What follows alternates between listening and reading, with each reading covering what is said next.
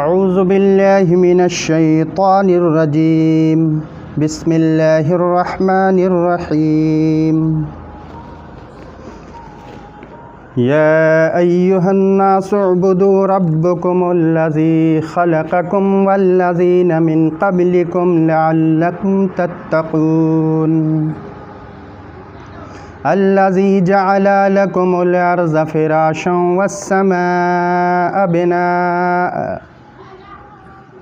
وأنزل من السماء ماء فأخرج به من الثمرات رزقا لكم فلا تجعلوا لله أندادا وأنتم تعلمون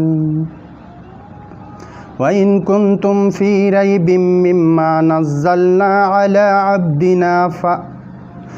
عَلَىٰ عَبْدِنَا فَأْتُوا بِسُورَةٍ مِّن مِّثْلِهِ وَادْعُوا شُهَدَاءَكُم مِّن دُونِ اللَّهِ إِن كُنتُمْ صَادِقِينَ فَإِن لَّمْ تَفْعَلُوا وَلَن تَفْعَلُوا فَاتَّقُوا النَّارَ الَّتِي وَقُودُهَا النَّاسُ وَالْحِجَارَةُ اعدت للکافرین وبشر الذین آمنوا وعملوا الصالحات ان لهم جنات تجری من تحتها الانہار کلما رزقوا منها من ثمرة رزقا قالوا هذا الذي رزقنا من قبل وأوتوا به متشابها ولهم فيها أزواج مطهرة وهم فيها خالدون صدق اللہ۔ یہ سورہ البقرہ ہے جس کی 21 تا 25 آیات تلاوت کی گئیں۔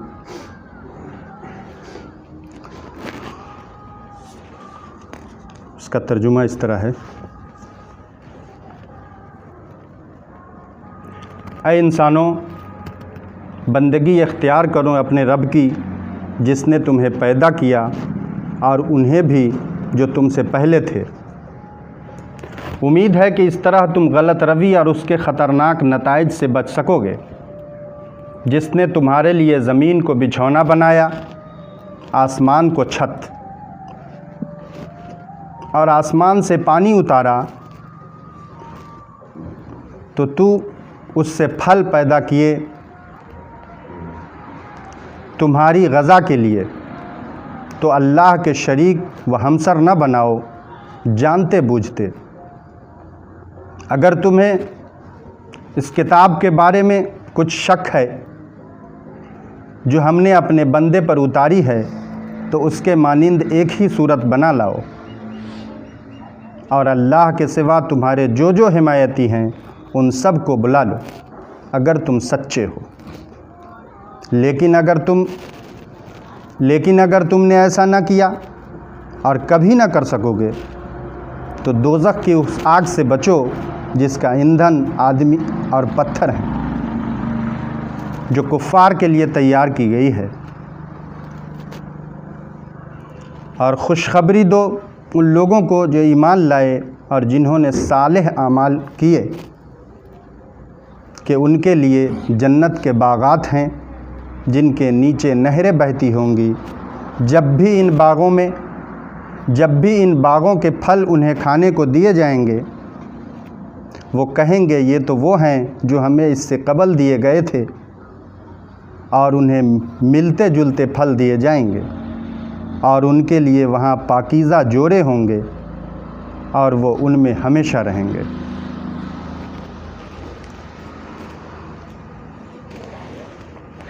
یہ سورہ البقرہ کئی ہفتوں سے ہم لوگوں کے درس میں ہے، جو اب تک ہم لوگ ابھی 21 تا 25 آیت تک پہنچے۔ اس سے پہلے ان ابتدائی 20 آیتوں میں 3 گروہ کا ذکر آیا ہمارے سامنے۔ ابتدائی 5 آیتوں میں متقین کے سلسلے میں بڑی تفصیل سے جان چکے ہم لوگ، پھر 2 آیتوں میں کفار کے سلسلے میں، اور اس کے بعد 13 آیات منافقین کے سلسلے میں بڑی تفصیل سے ہمارے سامنے باتیں آ چکی ہیں۔ جیسا کہ ہم لوگ جانتے ہیں کہ یہ سورہ مدنی ہے اور مدینہ کے ابتدائی دور میں نازل ہوئی ہے۔ اس کے اصل مخاطب یہود ہیں۔ اس کا جو مرکزی مضمون ہے وہ رسالت محمدی پر ایمان لانا ہے۔ آج جو ہمارے درس میں ہے یہ 5 آیات، ایسے تو یہ پورا رکوع 21 سے 29 آیت تک ایک ہی طرح کا مضمون ہے۔ اس میں اس 5 آیتوں میں عام انسانوں سے خطاب ہے، جس کی تفصیل ابھی ہم لوگ جانیں گے۔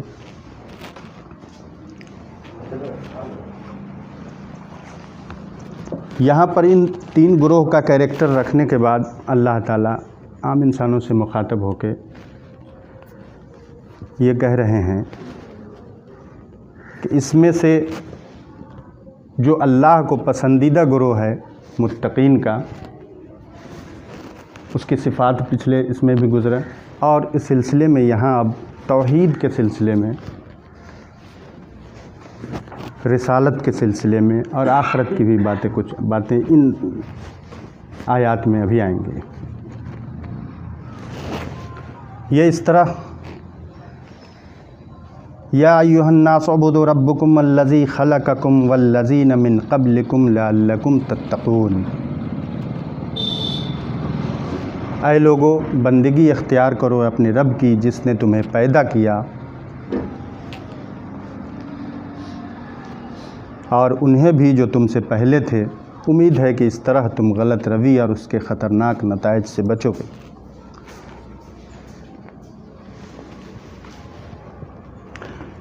اس آیات میں تمام انسانوں کو اس بات کی دعوت دی جا رہی ہے کہ اپنے رب کی بندگی کریں۔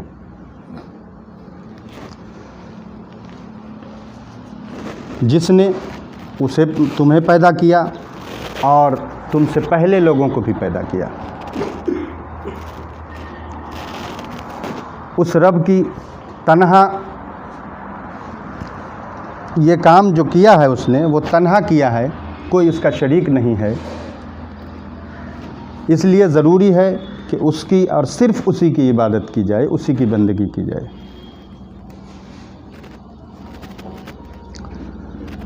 لعلکم تتقون، امید ہے کہ تم متقی بنو گے، ڈرنے والے بنو گے۔ متقی کی صفات جو تھیں ابتدائی 5 آیتوں میں کچھ بتائی گئی ہیں۔ اب یہاں توحید پر جمنے کی بات کی جا رہی ہے، شرک سے پاک ہو کر کے۔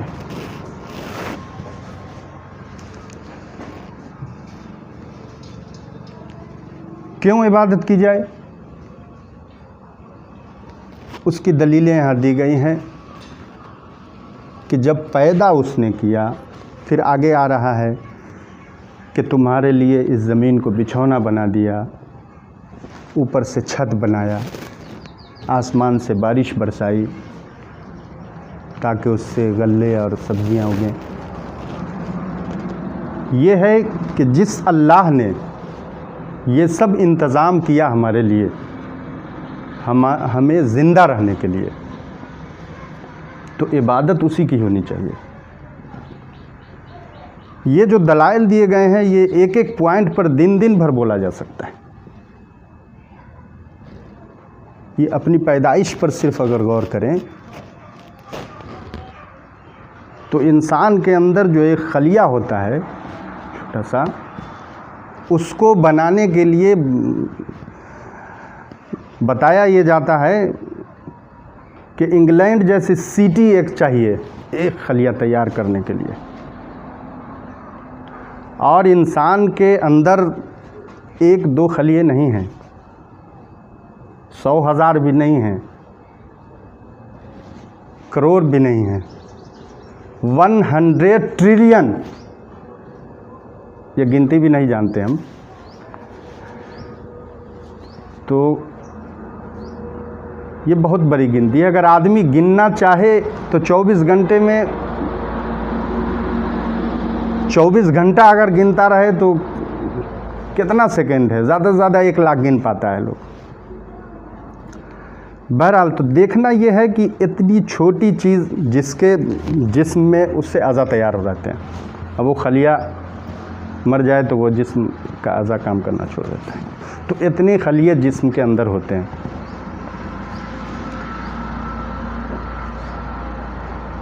इस सिलसिले में इमाम अबू हनीफ़ा रहमतुल्लाह अलैह से पूछा गया कि ये अल्लाह ताला के वजूद की दलील क्या है। कुछ दहरिये आए थे जो सवाल करने, उन्होंने कहा छोड़ो, मैं कुछ दूसरे सोच में डूबा हुआ। क्या है? उन्होंने बताया कि एक दरिया में एक कश्ती है जिस पर एक दुकान की तरह सब कुछ बिकने का सामान है। वो कश्ती आप से आप चलती है, रुक जाती है जहाँ रुकना है, फिर वो सामान आप से आप उस पर आ जाता है, बिक भी जाता है। अब वो दरिया में जो वो होता है तो यानी उसको चीरती हुई ये चलती रहती है। सवाल करने के वाले ने कहा कि किस सोच में आप डूबे हुए हैं, ये तो बेवकूफ़ों वाली बात है, ऐसा हो नहीं सकता कि इतने बड़े समुंदर में कोई कश्ती ऐसे चले। तो फिर उसको फरमाया जाता है कि तुम्हारी अकल मारी गई है। जब एक कश्ती नहीं चल सकती दरिया में, तो इतना बड़ा कारखाना जो इस दुनिया में है वो बिना किसी चलाने वाले के चल रही है।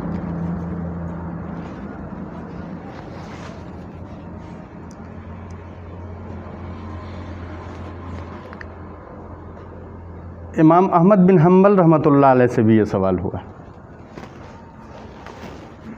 इनका जवाब मुझे बहुत पसंद आया। ऐसे है तो सब अच्छा, लेकिन ये है कि उन्होंने ये कहा कि एक किला है जो चारों तरफ से बंद है, कोई रास्ता नहीं है उसमें आने जाने का, हवा तक नहीं जा सकता, कोई दरवाज़ा नहीं उसमें। ऊपर से वो चांदी की तरह चमक रहा है और उसके उस महल के अंदर जो है, किला के अंदर, वो सोने के जैसी चमक है।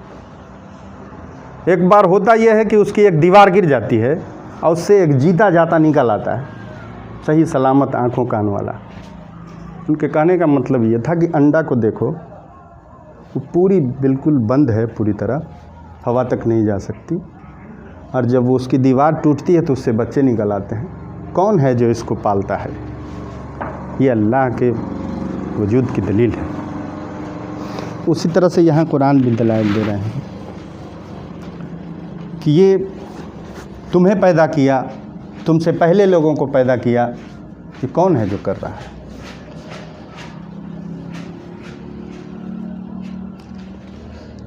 तो कहा यह जा रहा है कि उसकी इबादत करो, बंदगी उसी की होनी चाहिए। आगे चल के ये बताया गया कि उम्मीद है कि इस तरह तुम गलत रवि और उसके ख़तरनाक नताइज से बच सकोगे, यानी मुत्तकी बनोगे, तत्तकून, जिसने तुम्हारे लिए ज़मीन को बिछौना बनाया।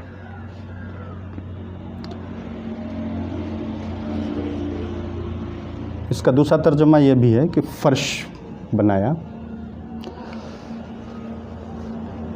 इस ज़मीन पर इंसानी ज़िंदगी को आसान बना दिया गया, उसे इस तरह तैयार किया गया है कि यहाँ इंसानों की ज़िंदगी राहत बख्श हुई और ज़िंदा रहने के काबिल हुआ।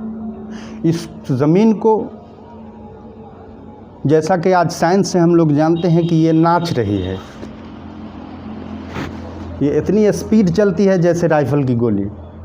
दो तरह से ये नाचती भी है और दौड़ती भी है। ये 23 डिग्री झुकी हुई भी है और सूरज से इतनी दूरी पर रखा है अल्लाह ताला ने कि यहाँ उसकी हरारत ऐसी पहुँचे कि यहाँ ज़िंदगी मुमकिन हो। अगर ज़्यादा दूर कर दिया जाए तो यहाँ बर्फ़ जम जाए, ठंडक से मर जाए लोग। ज़्यादा नज़दीक हो जाए तो झुलस के मर जाए। तो यहाँ ज़िंदा रहने के लिए अल्लाह ताला ने इसको इतने बैलेंस पे रखा है, कहा कि सुकून की जगह बनाया, बिछौना बना दिया है, कहीं माँ का गोद कहा गया है इसको, इतना सुकून इस पर है। और मुझे पता भी नहीं चल रहा कि ये नाच रही है, चल रही है। एक बस में अगर हम जाते हैं तो हिचकोले पर हिचकोले खाते हैं। ये इतनी बड़ी ज़मीन इतनी स्पीड चल रही है, मुझे पता भी नहीं है। तो इस तरह से ये हमारे लिए बिछौना है जो अल्लाह ताला ने गहवारे के तौर पर हमारे लिए तैयार किया है। इसमें रहते रहते लोग भूल जाते हैं कि इतनी बड़ी नेमत अल्लाह ने हमारे ज़िंदा रहने के लिए बना रखा है। इसी तरह से आसमान छत बनाया और आसमान और ज़मीन के बीच एक परत कायम किया है जिसे ओज़ोन कहते हैं। जहरीली गैसें जो आती हैं सूरज से वो वहाँ अटक जाती हैं, हमारे फ़ायदे वाले यहाँ उतनी ही हरारत यहाँ पहुँचती है। शहाब शाकिब की जो बारिश होती है वो भी उस पर रुक जाता है, नहीं तो यहाँ पत्थर ही पत्थर गिरता रहता है। तो ये नज़्म किया है अल्लाह ताला ने, ये छत बनाया। अगर इस छत के सूरज पर बोलना चाहे तो दिन भर लगे, उसकी खूबी अगर गिनाना चाहें तो, जिसका मौका नहीं है बहुत।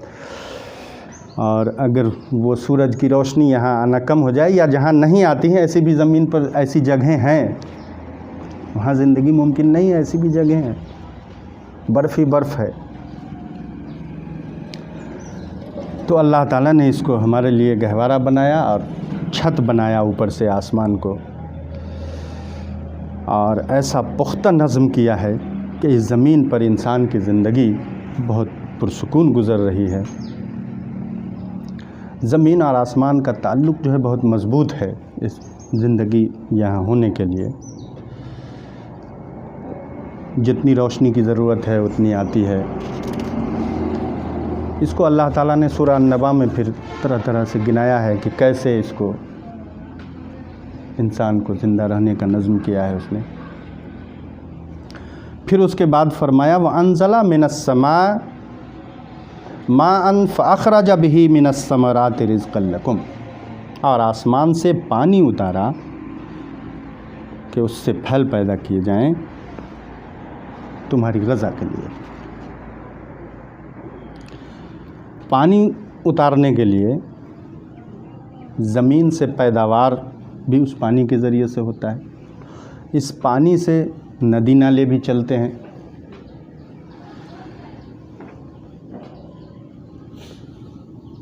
पानी अगर नहीं हो तो ज़िंदगी मुमकिन नहीं। चंद घंटे के बाद अगर आपको पानी न मिले तो आप घुट के मर जाएं। इसी तरह से हर चीज़ की जो ज़िंदगी है, ये पेड़ पौधे हैं वो सब पानी पे ज़िंदा है। तो ये इतनी बड़ी नेमत जिसको अल्लाह ताला यहाँ गिना रहा है, और आसमान से पानी उतारा जिससे ये सब्ज़ियाँ और फल तैयार हो रहे हैं हमारी ग़ज़ा के लिए।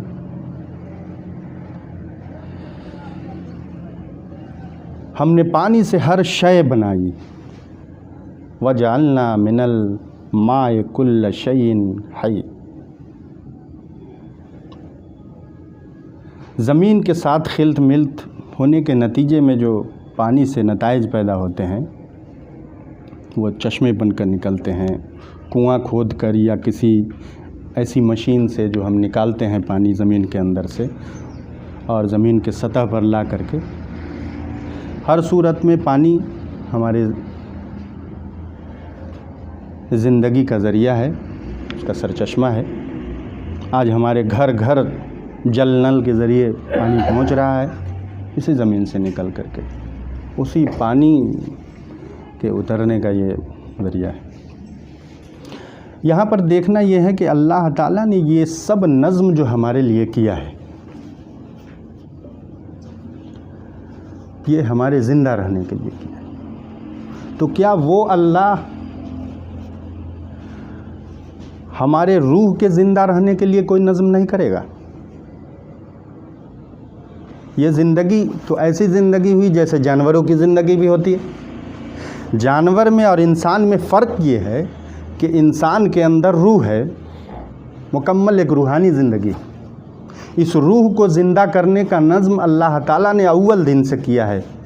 پہلا انسان جو اس زمین پر آئے حضرت آدم علیہ السلام، اور وہاں سے آخری نبی حضرت محمد صلی اللہ علیہ وسلم، تو نبیوں کا سلسلہ جاری رکھا ہے۔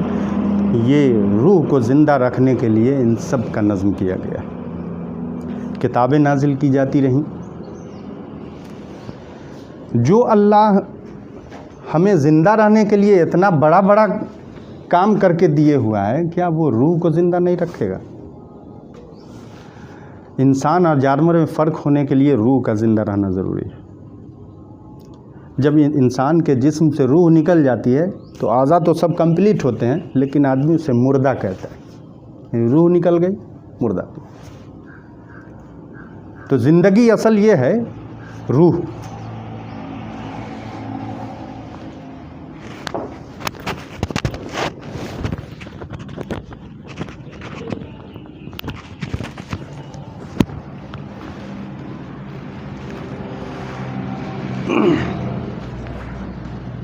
فرمایا کہ اے انسانوں، بندگی اختیار کرو اپنے رب کی جس نے تمہیں پیدا کیا اور انہیں بھی جو تم سے پہلے تھے۔ امید ہے کہ اس طرح تم غلط رویہ اور اس کے خطرناک نتائج سے بچو گے۔ جس نے تمہارے لیے زمین کو بچھونا بنایا، آسمان کو چھت، آسمان سے پانی اتارا تو اس سے پھل پیدا کیے تمہاری غذا کے لیے، تو تم اللہ کے ہمسر نہ ٹھہراؤ جانتے بوجھتے۔ ہمسر ٹھہرانا، اس کے مد مقابل کر دینا، انداد، اس کو قرآن نے شدت سے منع کیا ہے، اللہ کے برابر میں کسی چیز کو۔ ایک حدیث میں آتا ہے، صحیح حدیث میں، کہ نبی اکرم صلی اللہ علیہ وسلم کے سامنے ایک آدمی نے کہا کہ جو اللہ چاہے جو آپ چاہیں، آپ نے سختی سے منع کیا، تم نے ہم کو اللہ کے برابر کر دیا۔ تو شرک کی مختلف صورتیں ہو سکتی ہیں۔ بسا اوقات تو وہ خداؤں کی شکل میں پرستش پوجا کرنے والی چیزیں ہوتی ہیں، بسا اوقات ایسی چیزیں ہوتی ہیں جس کو دھوکے میں لوگ کرتے رہتے ہیں۔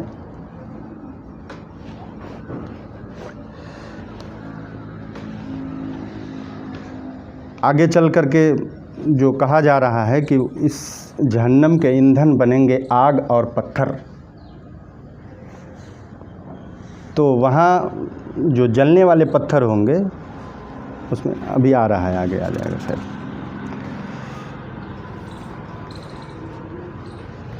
آگے ہے وَإِن كُنتُمْ فِي رَيْبٍ مِّمَّا نَزَّلْنَا عَلَىٰ عَبْدِنَا فَأْتُوا بِسُورَةٍ مِّن مِّثْلِهِ وَادْعُوا شُهَدَاءَكُم مِّن دُونِ اللَّهِ إِن كُنتُمْ صَادِقِينَ۔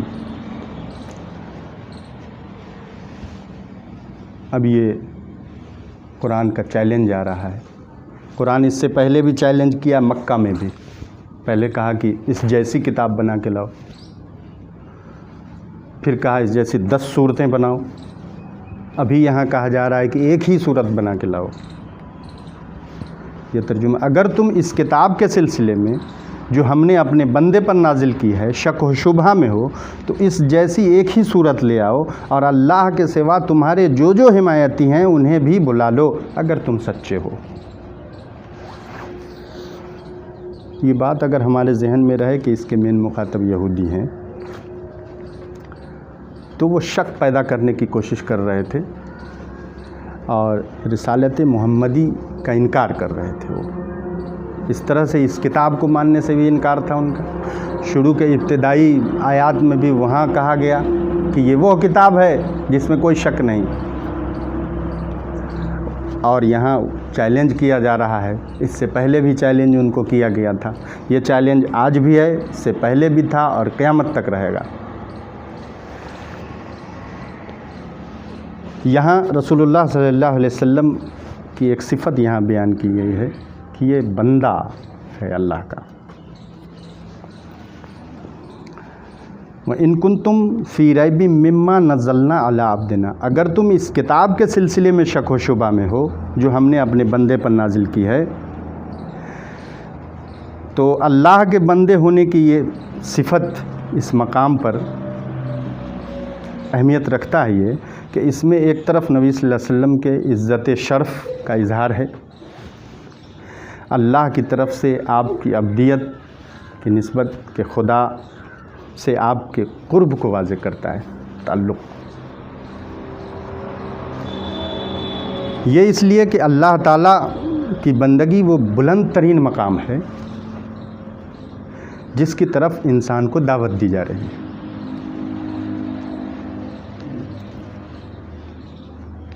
دوسری اہم بات اس میں یہ ہے کہ جبکہ تمام انسانوں کو یہ دعوت دی جا رہی ہے کہ وہ صرف اپنے رب کی بندگی کریں اور تمام شرک سے بالا تر ہو کر کے جو انہوں نے بنا رکھے ہوں اس کو ساقط کر دیں، چھوڑ دیں، یہاں پر اللہ کی عبدیت کی اہمیت اجاگر ہوتی ہے کہ دیکھو یہ جو نبی ہیں ان پر خدا کی وحی آتی ہے، یہ انتہائی بلند مقام ہے، اس بلند مقام پر فائز ہونے کے باوجود یہ اللہ کا بندہ ہے۔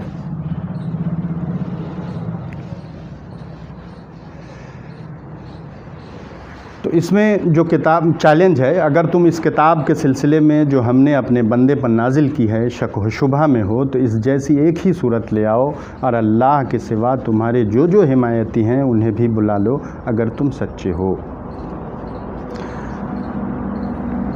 تو یہ چیلنج آج تک پورا نہیں ہو سکا اور پھر قرآن آگے کرتا ہے کہ ایسا کر بھی نہیں سکتے۔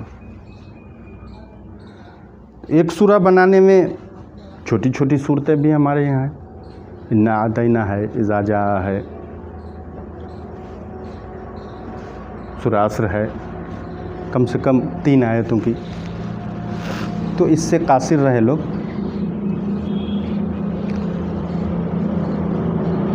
قرآن کے سچے ہونے کی یہ دلیل ہے، اس جیسی پوری دنیا مل کر کے بھی نہیں بنا سکتے۔ تمام شعراء ادبا کو بلا لو، تمام ودوانوں اور انجینئر کو بلا لو، سب کی مدد لے لو اللہ کو چھوڑ کر، لیکن تم یہ کام نہیں کر سکتے۔ فَإِن لَّمْ تَفْعَلُوا وَلَن تَفْعَلُوا فَاتَّقُوا النَّارَ الَّتِي وَقُودُهَا النَّاسُ وَالْحِجَارَةُ أُعِدَّتْ لِلْكَافِرِينَ، تو اگر تم نہ کر سکو اور تم کبھی نہ کر سکو گے تو اس آگ سے بچو جس کا ایندھن انسان اور پتھر ہیں، جو منکرین کے لیے تیار کی گئی۔